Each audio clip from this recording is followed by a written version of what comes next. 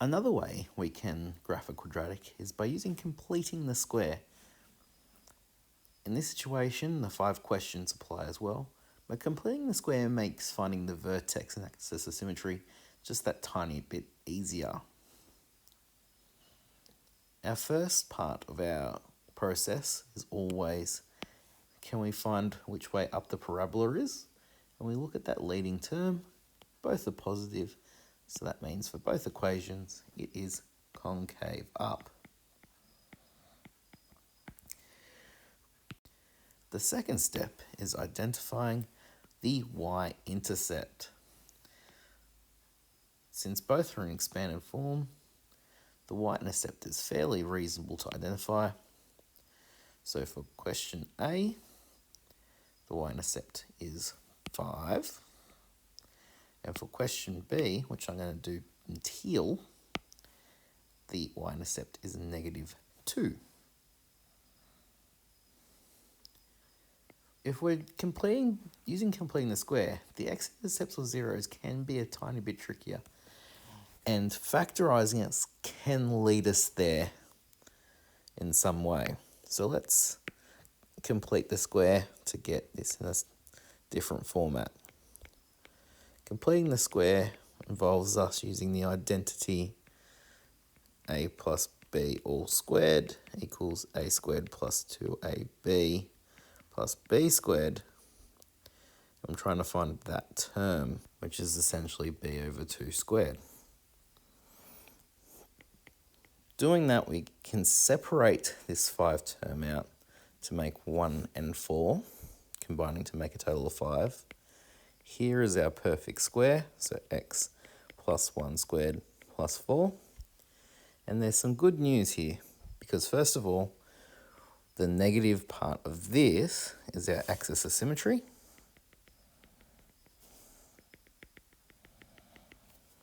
And -1 and this term here gives us our vertex.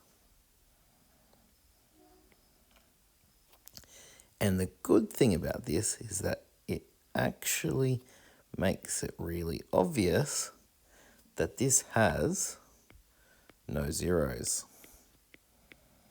which we can double check using the discriminant if we feel the need to.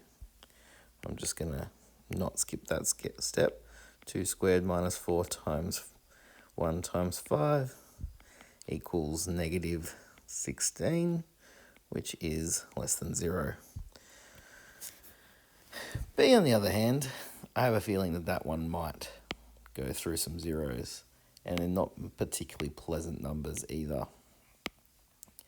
So we already have our Y-intercept, but let's complete the square on this one to identify what needs to be done. So I need to make this into x squared minus 6x plus 9 to turn it into a perfect square.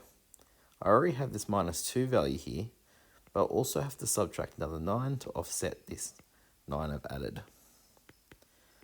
I then find my perfect square, but it's -11.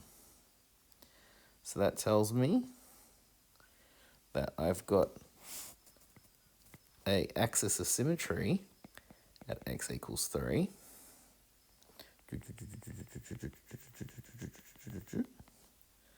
Tells me that the vertex is 3, -11.